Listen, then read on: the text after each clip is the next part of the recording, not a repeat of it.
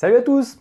Alors je vous propose de vous retrouver aujourd'hui, de continuer cette petite série de vidéos sur l'ensemble des nombres complexes. Donc là on arrive vers la fin de ces différentes séquences et on va aborder aujourd'hui une méthode pour arriver graphiquement à l'œil à visualiser, à déterminer la forme trigonométrique ou exponentielle d'un nombre complexe lorsqu'on a suffisamment de données évidemment sur un graphique.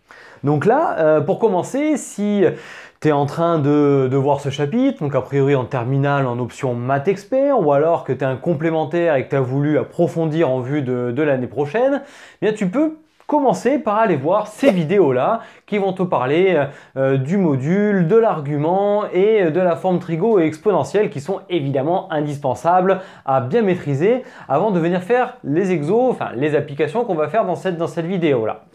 Donc là, je te préviens, ça va être pas de la démonstration, ça va être surtout de la visualisation, arriver à bien sentir les choses et voir comment les données de l'énoncé nous permettent d'arriver à conclure rapidement pour arriver à l'œil à donner une forme exponentielle sans trop d'efforts. Alors regardons un petit peu ce qui nous est donné ici. Et tu as donc 3 points A, B et C qui sont dans le plan complexe munis du repère OUV avec donc U qui est ce vecteur et V qui est ce vecteur, vecteur directeur pour U de l'axe des réels, vecteur directeur pour V de l'axe des imaginaires purs. Donc on a le point A qui est ici, le point B qui est ici et le point C qui est à cet endroit. On a deux cercles qui sont tracés, bien ici on a le cercle de centraux et de rayon 1 puis le cercle de centraux et de rayon 2. Donc je te le rappelle, le cercle de centraux et de rayon 1 c'est toujours le cercle trigo quoi. Donc là on va par exemple voir que pour le point A, il est sur le cercle de centraux et de rayon 1, donc son module, la distance à l'origine, vaut 1. Et ensuite, on voit que ici, il vient couper l'angle entre U et V en deux angles égaux. Il forme la bisectrice en fait.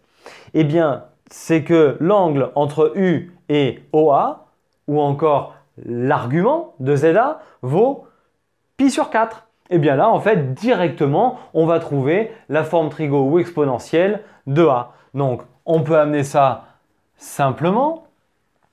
Donc, le point A. Donc, A appartient au cercle de centre O et de rayon 1. Ce qui veut dire que le module de ZA est égal à 1. Puis ensuite, il est clair que la droite OA, c'est la bisectrice de l'angle entre U et V. Donc, on a l'angle entre U et OA. Par définition, c'est l'argument de ZA qui vaut pi sur 4 modulo 2pi. Et bien, avec ces éléments, à partir du moment où on a un module et argument, on peut arriver à déterminer ZA sous sa forme trigo ou exponentielle. C'est-à-dire que ça fait 1 facteur de cos pi sur 4 plus i sinus pi sur 4 ou encore exponentielle i pi sur 4. Pas besoin d'en remettre le 1 comme on l'a fait ici. D'ailleurs, pas besoin non plus là de le mettre. Là, je te l'ai mis pour faire apparaître le module. Donc, sans effort, sans calcul même, on a pu obtenir la forme exponentielle ou trigonométrique de A. Maintenant, passons à B. Alors, on va faire la même chose en fait, il suffit juste d'analyser. On voit que B, là, on a tracé en pointillé ce qui nous permet de construire B à partir de son ordonnée, sa partie imaginaire. Et tu peux voir que le point B, en partant d'ici, eh bien, déjà, sa hauteur, ça correspond à 1. Et en plus de ça, il est sur le cercle de centraux et de rayon 2. Donc déjà, on connaît son module. Maintenant, ce qui va nous manquer, c'est son argument. Alors, déjà, commençons par le module. Donc, on sait que B, il appartient au cercle de centre O et de rayon 2. Donc, module de ZB est égal à 2. Bon, ça, déjà, c'est fait. Maintenant, on voit que le point B, il est dans ce quart ici. Et dans ce quart, ça nous mène vers des angles qui sont entre pi sur 2 et pi. Ensuite, on sait que le sinus correspondra à quoi? À 1 demi, puisqu'il est à la moitié du cercle sur lequel il est. Donc en l'occurrence, un sinus qui correspond à 1/2 dans cette partie-là, qu'est-ce que ça me donne? Eh bien, on sait que c'est 5π sur 6. Bonne connaissance du cercle trigo est indispensable évidemment là-dedans. Donc, on peut dire que l'angle entre U et OB qui est égal à l'argument de ZB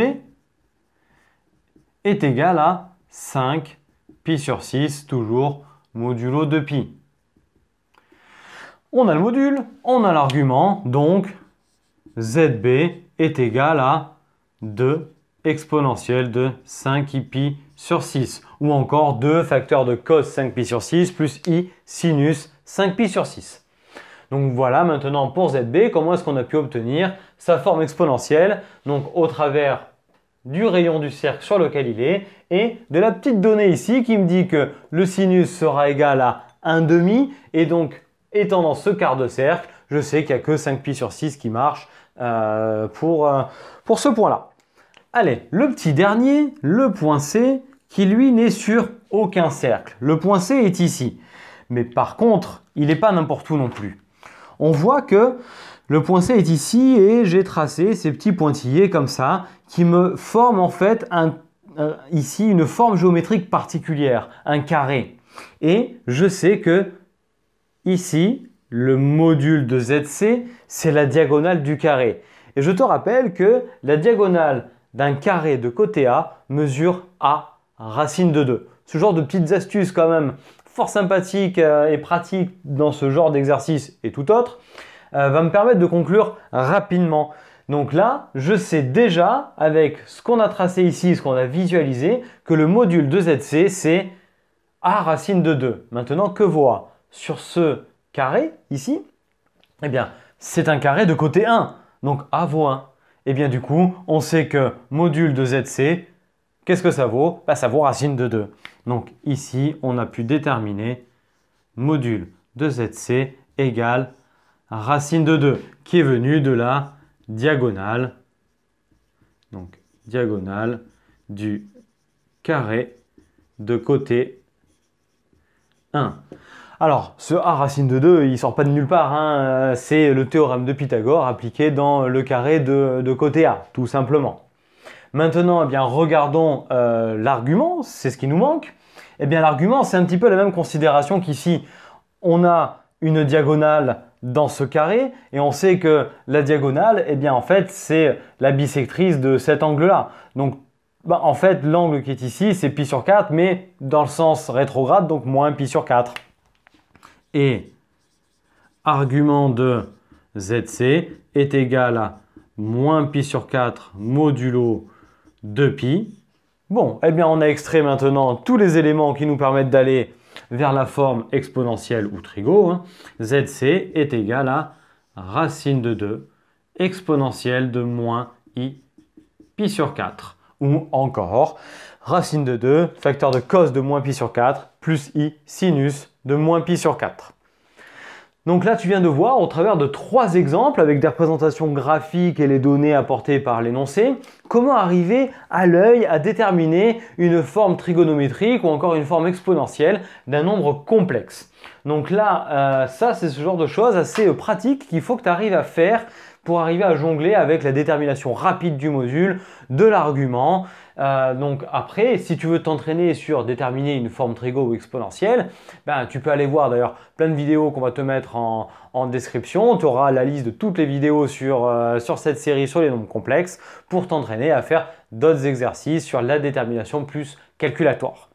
Bon écoute, j'espère que tu as bien compris ce que l'on a fait ici et que cette vidéo t'a plu. Si tel est le cas, n'hésite pas à lâcher le petit pouce bleu vers le haut, ça fera toujours plaisir, puis à la commenter, à la partager auprès de tes amis. Puis à venir t'abonner à la chaîne en activant la cloche, comme ça tu auras les notifications de toutes les vidéos à venir, c'est important pour la chaîne. Puis ensuite à venir nous rejoindre sur internet, nos réseaux sociaux Facebook et Instagram. Et d'ici à la prochaine vidéo, je te souhaite une très belle journée et je te dis à très bientôt. Allez, ciao à tous!